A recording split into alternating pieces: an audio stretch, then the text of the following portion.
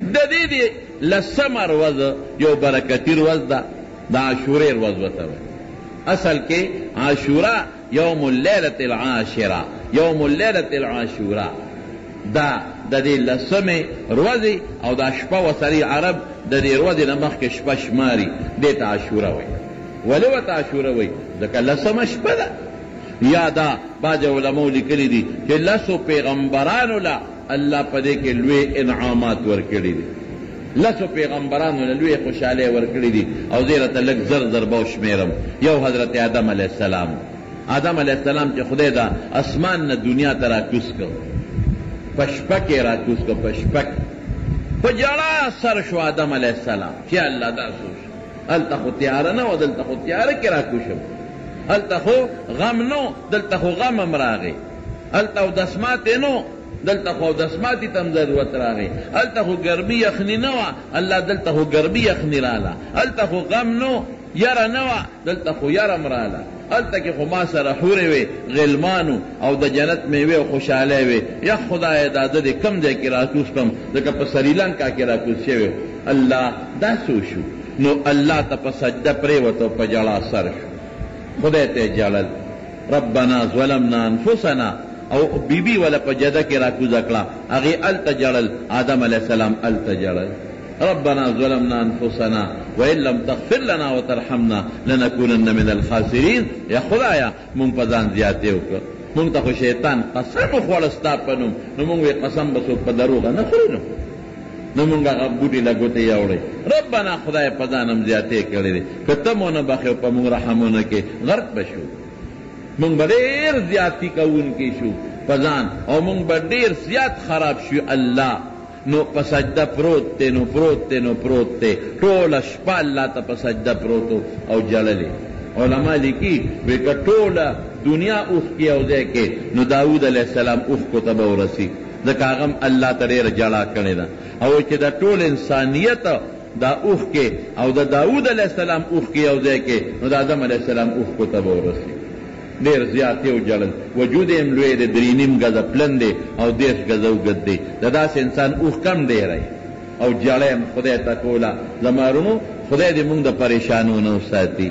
خو چې کله هم درته پریشاني او مصیبت راشي، نو مونږ به چا ته جاړو؟ به الله ته به جاړو، الله ته به زاري کوو، ځکه تکلیف راوستونکې هم الله دی، لرکوونکې هم الله دی. بیماری راوستونکې هم الله دی، لرکوونکې هم الله دی. غم راوستونکې هم الله دی، خوشحالي راوستونکې هم الله دی. زمونږ ژوند او زمونږ مرګ، زمونږ بچي، زمونږ مال، زمونږ دولت، دا هر څه د الله په لاس کې دي، د الله په اختیار کې دي. او چې خدای ته دې چغه وواله، نو الله په خپلو بندګانو مهربان دی. ګوره چې چغه دې وواله، دا مه وایه چې د ما چغه به خدای نه اوري، اوري، مهربانه دی. قبلی هم دعا د مسلمان الله قبلی، خو که د قبلېدو مختلف شکلونه دي. کله ته چې څه غواړې، نو چې ته څنګه غواړې هغسې یې دله درکړي، او کله یې دله درکړي خو څه موده پسې یې دله درکړي، هغې کې خیر یې ته په خپل خیر نه پوهېږې. کله چې ته څه غواړې در نه کړي، د هغې په وجه د نه ګناه ورجوي. کله چې ته کومه دعا غواړې، هغې په وجه د نه د دنیا غم لرې کړي. کله دله هغه شی در نه کړي، هغه کې د خیر نی، د هغې په ځای دله بل خیر در کړي.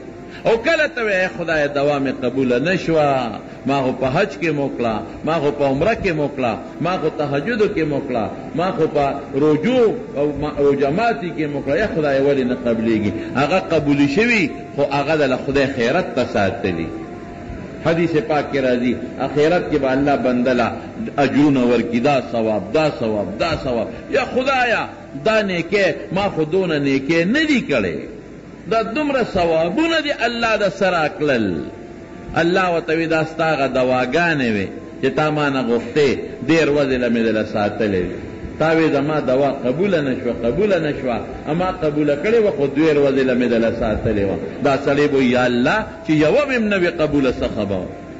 خو دنیا و تیره شوه چې ټولې راته د ثوابونو او د اجرونو په شکل کې ملاو شوې وې، څه خبره؟ نو دا به نه وایي چې خدای زمونږ دوا نه قبلوي. مسلمان چې خدای ته چغې کړي، په طبراني معجم غالبا معجم اوسط کې یو حدیث دی د نبی علیه السلام مبارک، چې څوک الله ته چغې کړي او یا الله، زه چې تا ته چغه وم غوږ به کون کې، چې چغه ته وام دروازه به بنده کې ځان به ناغرضه کې هلکه ما خو نه دی اورېدلی ولې ځکه چې چغه وام خو دنه به څه شی غواړم څه شي ته به مې جتي او ته به یا شومې یا به د سره وینه یا به د را سره روانئ نو خدای خو نه شوم دی او نه ورسره د څه شي کمی شته نو چې الله ته چغه ووې نو خدای ځان نه بې پروا کوي ته یو ځل وې یا الله نو الله دله درې ځله آواز در کوي ولې بنده ولې بنده ولې بنده حاضر یم که نه چا به څه وې حاضر یم که نه چا به څه وې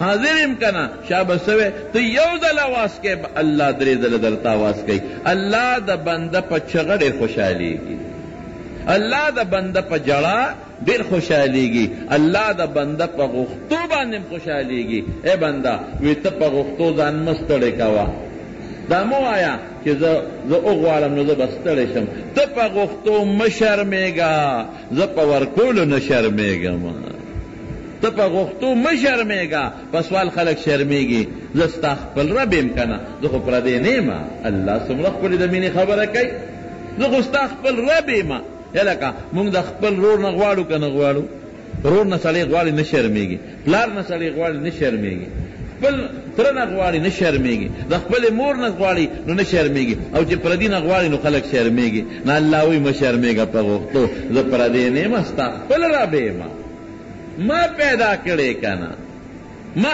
یو ماشوم چې یو ګوډاګي جوړ کړي د خټو ګوډاګي یو ماشوم د خټو ګوډاګي جوړ کړي او ځکه نه ته ولا ګوډاګي مات کا او ماشوم پې خفه کېږي او که نه خفه کېږي څومره چغې وایي مور سره هم جنګ کوي پلار سره هم جنګ کوي وینا هم شروع کړي وایي زما ګوډاګي دې مات کړه حالانکې هغه پوټینې د خټو د پیسې ګوډاګي وي په هغې خفه کېږي یا یو ماشوم په 15 روپۍ ځان له یو اسکوړې والي یا یو بل شی والي درته خو یې وله مات که هغه ماشوم پې خفه کېږي که نه خو چې هغه کوم شی دی ماشوم په خپله جوړ کړی دی د خټو نه کومه ګوډاګي یې په خپله د خټو نه جوړ کړی دی او ته یې وله مات کې نو ماشوم پې څونه چغې وایي په ځمکه روغړېږي ولې ما خټو ګوډاګي جوړ کړی او ما دې روان کړ نو الله د انسانان ګوډاګي نه دي جوړ کړی څومره ښکلې مونږ جوړ کړي څومره ښکلې سترګې راله را کړي دي څومره ښکلې پوزې را کړي دي څومره ښکلې خولې را کړي دي او څومره په ترتیب یې را کړي دي ما نه چا تپوس وکړه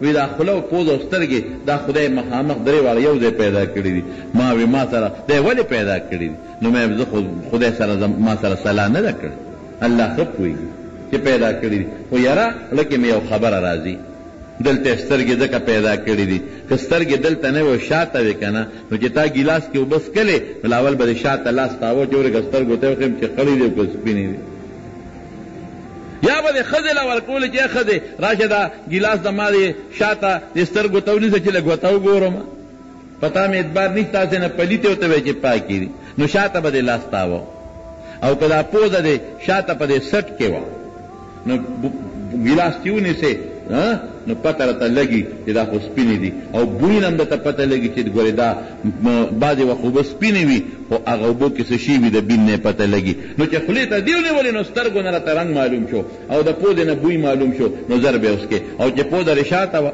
نو نوکر له به د ګیلاس ورکو چې ته راشه دې پوزې ته مې ونیسه چې یو ګوټی بوی کمه چې دا بدبوی نه دی او که دا بوی نه کوي وایه الله څومره ښکلې ترتیب سره د انسان سترګې او پوزه پیدا کړې داسې ده که نه او که دا خوله دې شاته وه نو بیا به د نوکر نیوه لاسونه خو دې مخکې دي نو ډوډۍ به راته هغه خولې ته نیول پلار به زوی ته ډوډۍ خولې ته نیوله او دوی به پلار ته ډوډۍ خولې ته نیوله او ورته به ښکارېدم نه چې خدای نوړۍ غټه ده او که دا نوړۍ وړه د دې سره څوک کمه نو رب ذوالجلال دله درې واړه مخامخ کړل او لاسونه یې درته مخامخ کړل او چې کوم د شرم شی دی چې اندام دی هغه یې دله داسې پټ ساتلی دی که ستا جامه نه وي نو پټ دی اندام دله خدای پټ ساتلی دی وایه څنګه مهربانه رب څومره د لوی علم او د پوهې خاوند رب نو مونږ چې چغه وو نو چا ته به چغه وو وایه راته اوسه الله ته به چغه وو بل چا ته به چغه نه وو ها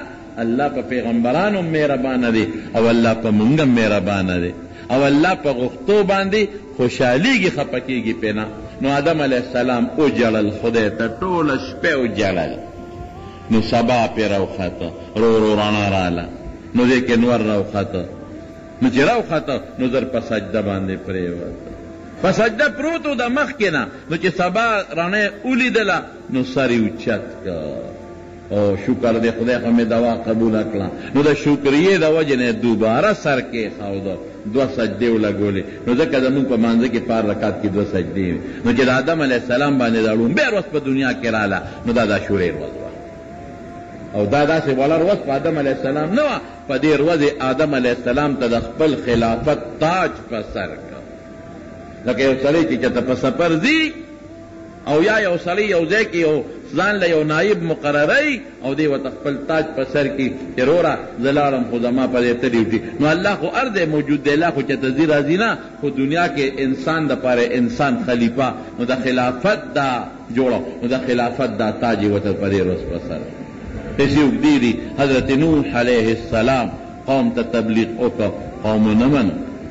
چې وی نه منه نو الله ورته کشتۍ جوړه کړه، کشتۍ جوړه کړه. الله باران هم وکړو او د لاندې نه سیبه دا اوبه م راوخوټ کولې، 3 چته 3 منزله کشتۍ حضرت نوح علیه السلام جوړه کړې. او پکې چې کم مسلمانان ورسره څوک 2 یا څوک 3 یا څوک 8 یادوي ځان سره دن نه کړل. یو جوړی د دې حیواناتو هم دن نه کړله. 6 میاشتې کشتۍ ګرځېده په اوبو. په 12 د رجب د زبرګې په 12 تاریخه باران شروع شوی او د عاشورې په ورځ باندې د دې میاشتې په 10 باران بند شو او به ځمکې راښکې او کشتۍ د جودي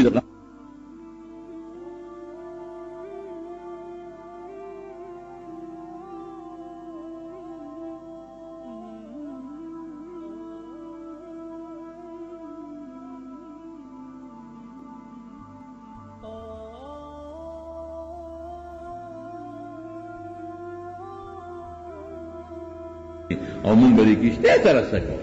خوراک خو دومره دی چې دا 6 میاشتې وشو، بیا به څه کوو؟ زمونږ کشتۍ پکې وونلي. هر چا سره فکر یې په جودي غر په دې ورځ ودرېدله.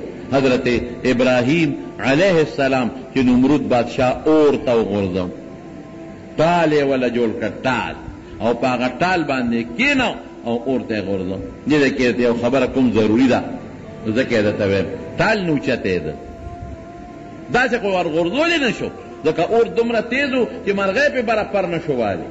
په میاشتو یې خشاکونه را چلولي او ډېر خطرناک اور و. نو دا به چا ورغورځو؟ د هغې خو ډېر لوی تو شیطان ورته چل وښاو، ورته یې وې په یو ټال یې کېنوه او داسې وکړه چې ټال له به جوټه ورکې، د اوسپنې ټال به نو چې ټال خو سوځي نه، نو چې ټال له جوټه ورکې او هغه د دریا د اور میاشته شي که نه، نو دلته کړي وشلوی نو دا ټال سره به دې اور ته ورغورځېږي. نو چې ټال دی اوچته او ټال نه اوچتېده. اوس به څه کوي؟ دې زور ورکوي ټال نه اوچتېږي. شیطان د انسان په شکل راغی، وی ورشه جینکۍ راولې سرتور سرې او دلته یې ودروې.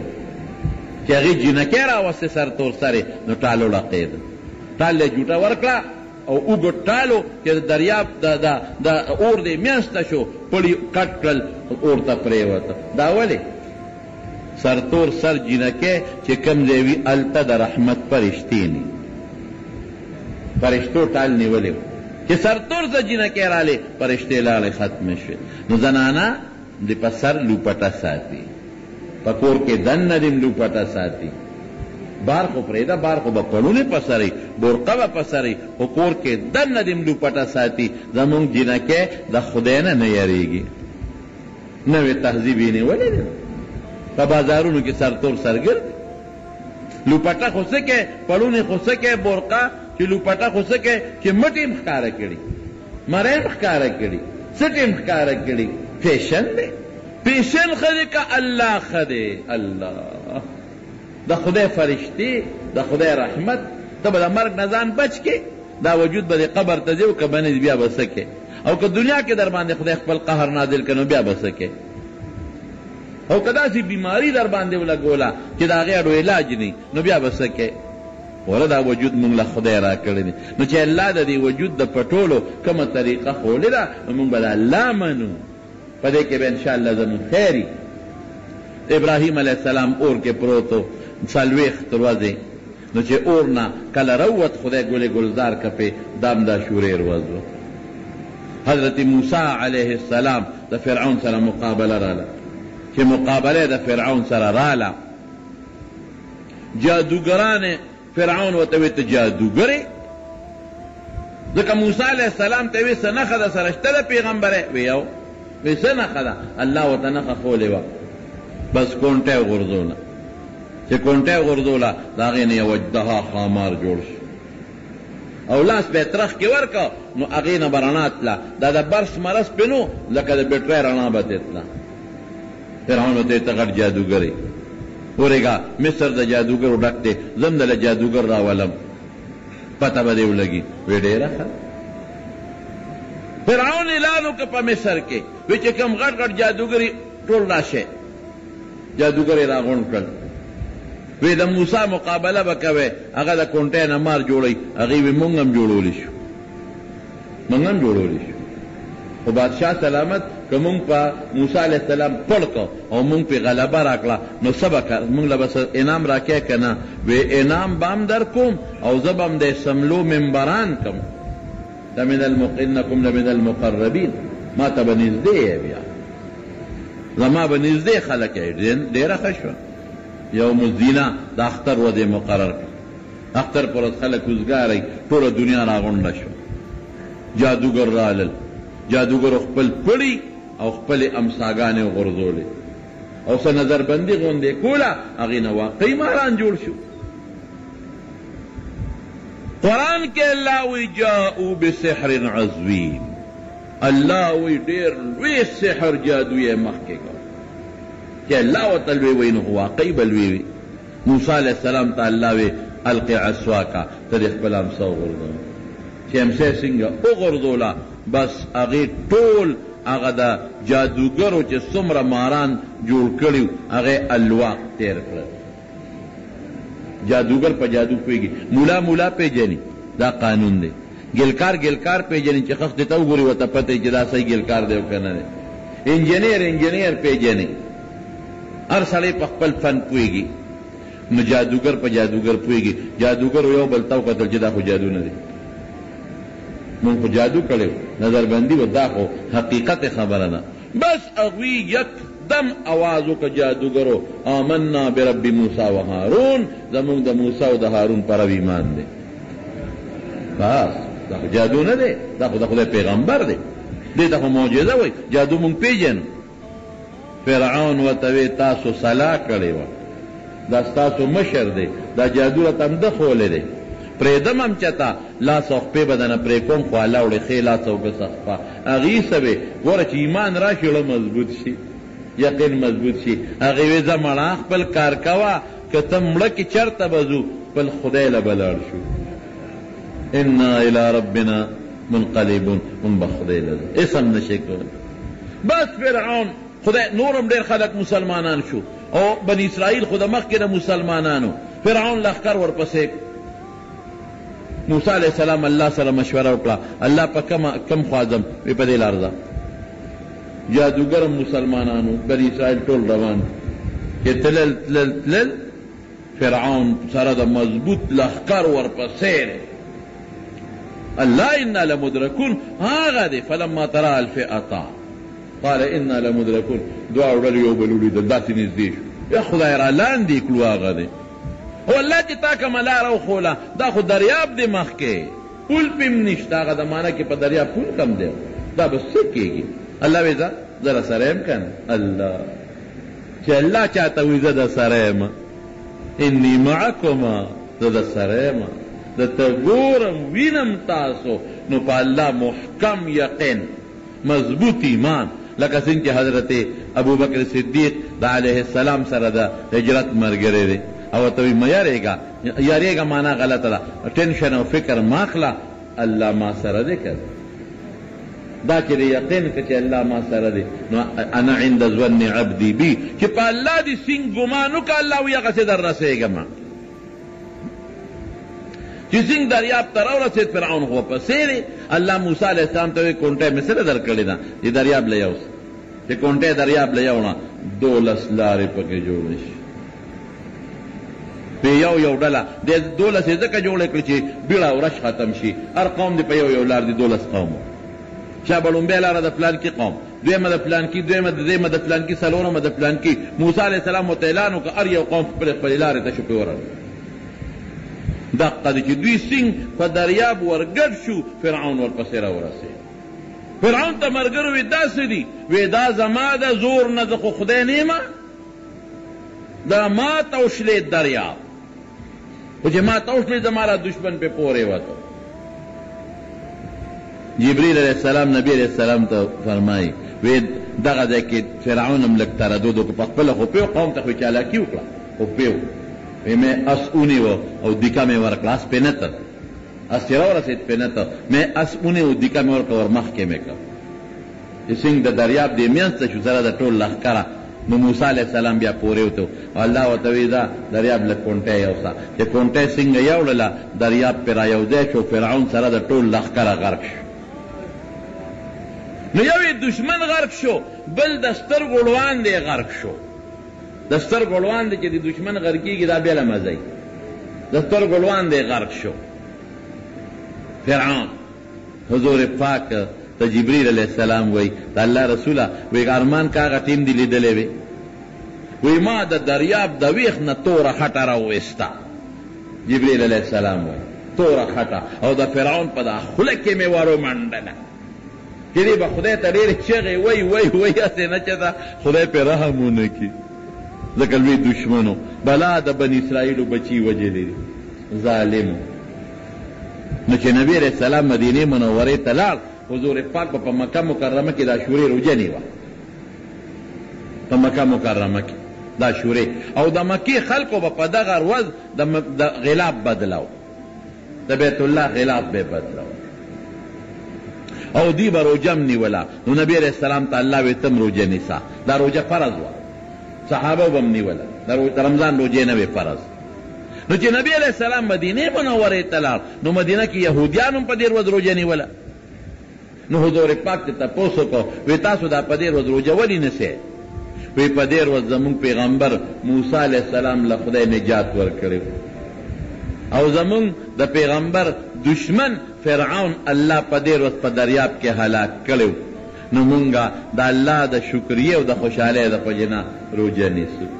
نبی علیہ السلام صحابه ته وی مونږ خو به مخکې م نیوله، اوس یې م نیسئ. وی تاسو د موسی علیه السلام تابعداري کوئ خو په غلطه کوئ، روژه خو ټیک ده نیسئ، په هغه چې کوم دین دی هغه م نه دی خپل کړی. نحن احق بموسی، مونږ زیات مناسب یو چې مونږ د هغه تابعداري وکړو. صحابو ته وی دا روژه نیسئ. موسی علیه السلام له خدای په دې ورځ نجات ورکړ او دا روژه په پیغمبر علیه السلام نیوله. مخکې فرض وه، فرضیت یې ختم شو، اوس مسنونه ده، سنت ده، خو نیسو به روژه ښه په لسمه ورځ. بلکې حضور پاک مبارک چې په کم کال وفات کېده، نو نبی علیہ السلام مبارک یو اعلان وکړو وی لئن بقیت الی قابل لاصومن التاسعه، وی که آینده کال ته پاتې شم نو نهمه ورځ به م ورسره نیسم. لکه یهودیان یوازې لسمه نیسي، زه به نهمه م ورسره نیسم.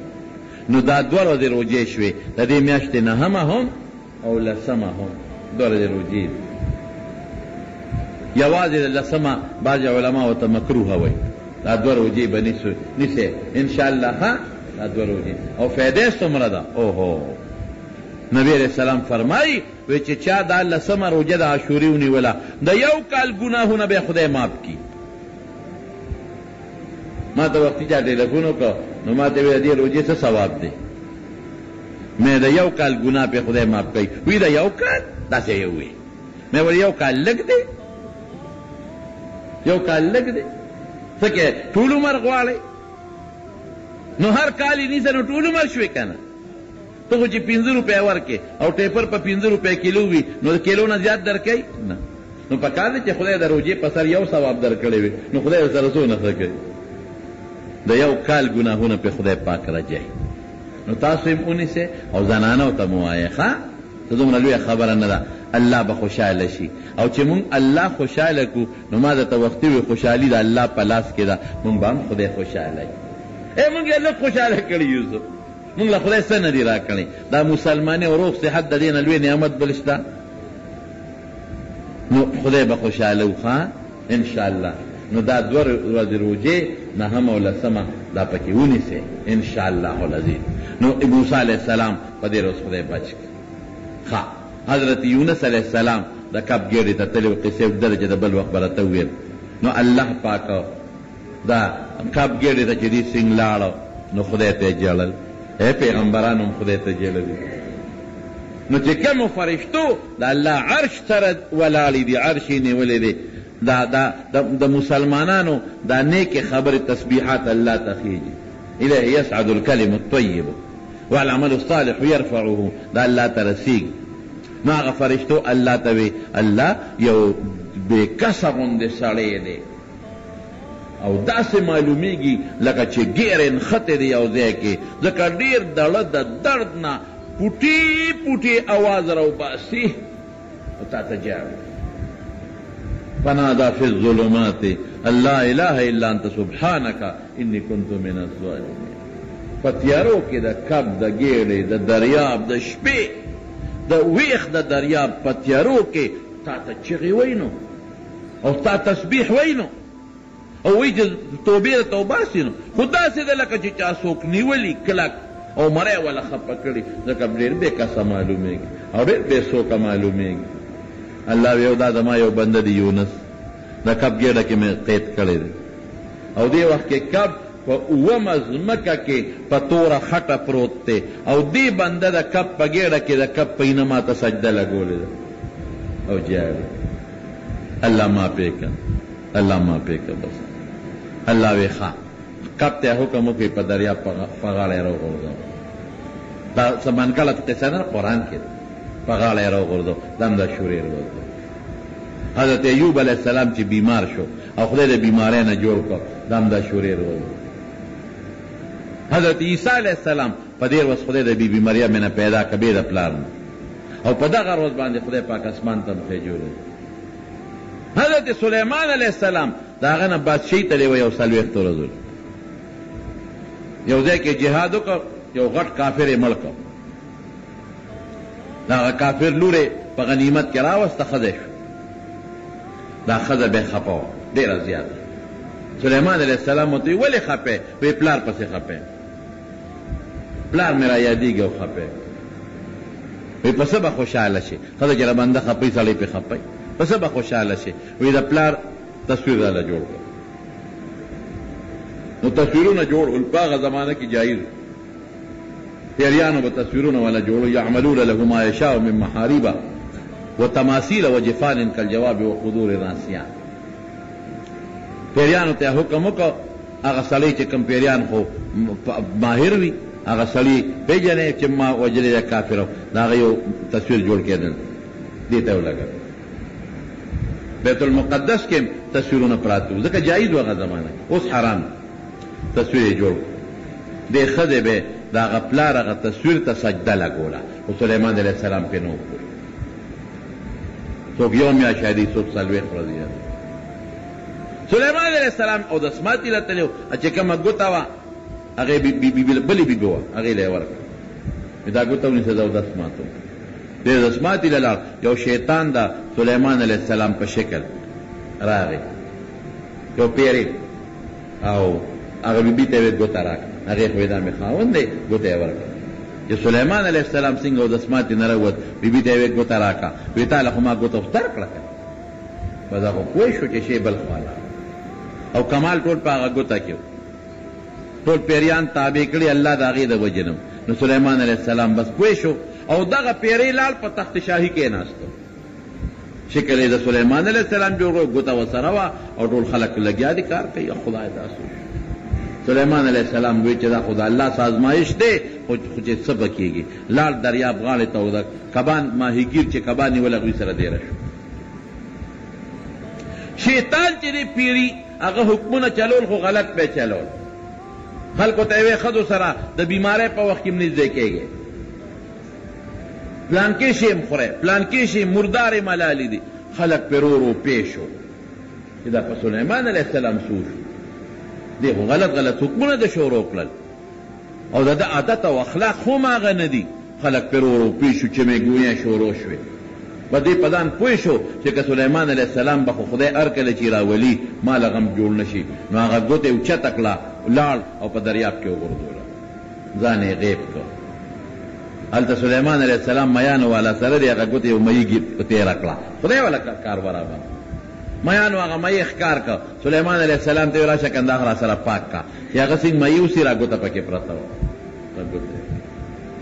جبریل علیہ السلام والا راغی، وی یو میاشت په کور کې د بوت عبادت وشو، نو یو میاشت هم دله الله دا یو سزا ده، زه واپس د خپل تخله. نو علما وی وی دام دا شوریر وه چې دا ګوته ورته واپس بادشاهي ورته واپس میلاو شي. دا لس پیغمبران دي. حضرت یعقوب علیہ السلام و یوسف علیہ السلام چې ملاقات شوی دا یو تاریخی ملاقات و جناب، تاریخی سلویخ کال پس ملاقات کیږي د خپل خشته بچی نیازبین بچی سره، او ټوله قافله را روانه ده، او د اسمان فرشتې تماشې له راغلي دي. په کومه ورځ چې د یعقوب علیه السلام او د یوسف علیه السلام په مصر کې ملاقات کیږي، دا هم دا شورې ورځ. او زه به وروسته لږ راشم د نبی کریم صلی الله علیه وسلم کې دا حضرت خدیجې رضی الله تعالی عنها سره واده شوی دی، هغه هم د عاشورې په ورځ شوی دی. او د دنیا د تاریخ لوی ظلم هم په دې ورځ شوی دی، د دنیا د تاریخ لوی ظلم چې هغه د رسول الله صلی الله علیه وسلم نیازبین بچے نوسے حضرت حسین رضی اللہ تعالی عنہ هغه هم په کربلا په میدان کې ظالمانو په دقه ورځ شهید کړی. دا د کائناتو د تاریخ لوی ظلم. د خاندان نبوت بلا ماشومان یتیمانان پاتې شو او ښځې کونډې پاتې شوې، او د پیغمبر علیه السلام د نبوت د خاندان شمې مړې کړلې. بعضې خلک په دې وجه دې ورځ ته سپېرې وایي، نه ګورې خطا نه شي ښه، د جمعې په ورځ چې څوک شهید شي دا ورځ سپېرئ که دا سړی بختوري، سړی بختوري. د عرفې په ورځ چې څوک شهید شي نو دا ورځ سپېرئ که دا سړی بختوري، سړی بختوري ورځ نه سپېره کېږي. نو حضرت حسین رضی الله عنه بختورو چې خدای دا بختوره ورځ ورول خو ظلم شوی. پخوا به هم زمونږ وطن کې خلکو په دې شپه ماتم کو، تورې جامې به چا چولې، چا به د شپې هغه رواجونه مواجونه کړ. شکر دې خلک پوه شو هغه رواجونه ختم شو، ورځ بختوره وه، ځکه هغه له خدای د لوی شهادت لوړه مرتبه په دې ورځ باندې ورکړه. نو د مارو دې ورځ باندې به روژه نیسئ، یو ورځ مخکې مو ورسره د خالي په ورځ عاشوره راځي ښه راتلونکې خالي. نو جمعه او خالي دوه ورځې به انشاءالله تاسو روژه نیسئ ښه. خالي ورځ عاشوره ده که خالي ورځ، نو جمعه او خالي دوه ورځې به انشاءالله العزیز دا ستاسو روژه. او یو حدیث د نبی علیہ السلام مبارک ته، نبی علیہ السلام فرمائی من وسع على عياله في نفقته يوم عاشوراء وسع الله عليه سائر سنته. په دې ورځ به خپل بال بچ او خپل ښځې له فراخه روزي ورکوي. چې چا په دې ورځ خپل بال بچ له فراخه روزي ورکړه، الله به په ټول کال فراخي راولي. د دې حدیث راوي دی حضرت سفیان، هغه وی ما هم دقه حدیث باندې عمل وکړ، د عاشورې په ورځ به مې بال بچ له فراخه روزي ورکړه، نو وی الله زما روزي فراخه کړه. نو دا دوه خبرې د حدیثونه ثابت دي، یو روژه او یو په دغه ورځ باندې بچوله. که د روژې نو ته ماښام فراخه روزي ورکړه، او چې کوم روژهدار نی هغې له د غرمې هم ورکړه، د ماښام هم ورکړه. اسراف خو نه دی، خو فراخه روزي تنګي پې مه راوله، نو الله به در باندې فراخي راوړي. دا د دې ورځې متعلقه چې کوم بیانو نو امې درته وکړو چې دا تاسو ته تازه شي، او دا خلکو ته مرسوي، زنانو ته مرسوي، او دا الله نه به سوال کوو چې رب العالمین پې مونږ له د عمل توفیق هم راکړي. رب العالمین مونږ له دغه رجوع د نیولو توفیق راکړي. الله العالمین ډېره مبارکه ورځ ده او مونږ یې په عبادت تېره کړي. الله حضرت حسین رضی الله تعالی عنه او د هغه ملګرو له چې کومو ظالمانو ورسره ظلمونه کړي دي، الله هغې ظالمانو له په قبرونو او په آخرت کې سزاګانې ورکړي، او دغه خاندان نبوت ګلونه الله هغوی دا خو مونږ ته پته کتابه هغوی شهادت قبول کړي ځکه نبی علیہ السلام مبارک بچی دی هغه پیشنګویي ورکړې وه او خدای مونږ هم سوال کوو چې د جنت لوی مقامات والا ورکړي الله مونږ له او د مونږ بال بچ ته په دغه ورځ پراخه روزي راکړي رب ذوالجلاله که څوک بیماران دي ته وله شفا ورکړي الله که څوک قرضداران یې قرضونه اخلاص کړي باید دوستانو د دعا دپاره ویلي دي چا په ټیلیفون او چا داسې الله چې چا د دعا دپاره درخواست کړی دی ته دعاګانې قبوله کړي بعضې ملګري زمونږ د لرې لرې ځای نه راغلي دي اسلام آباد نه پېښور یو ځای بل ځای نه بعضې دوستان الله ته د زړه حاجتونو مقاصد پوره کړي په یو یو قدم ولا اجر ورکړي څوک چې حج د بیت الله له تللی دي الله حجونه قبول کړي الله که څوک نه دي تللی نو خدای ته د حج د بیت الله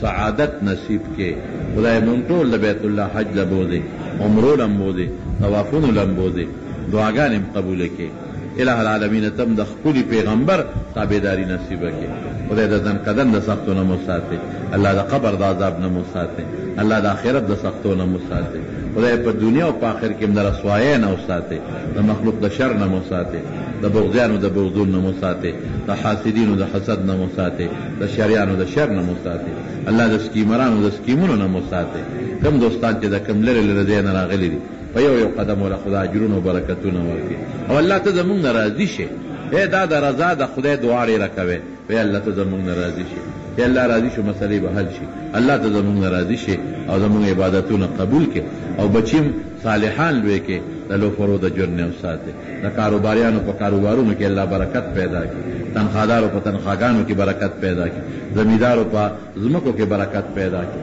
او زمونږ په پوهې او په علم او اولادو د دنیا او د آخرت په زندګو کې خیر واچي اخر وخت کې په خلیدا کریمه نصیب کړي لا اله الا الله محمد رسول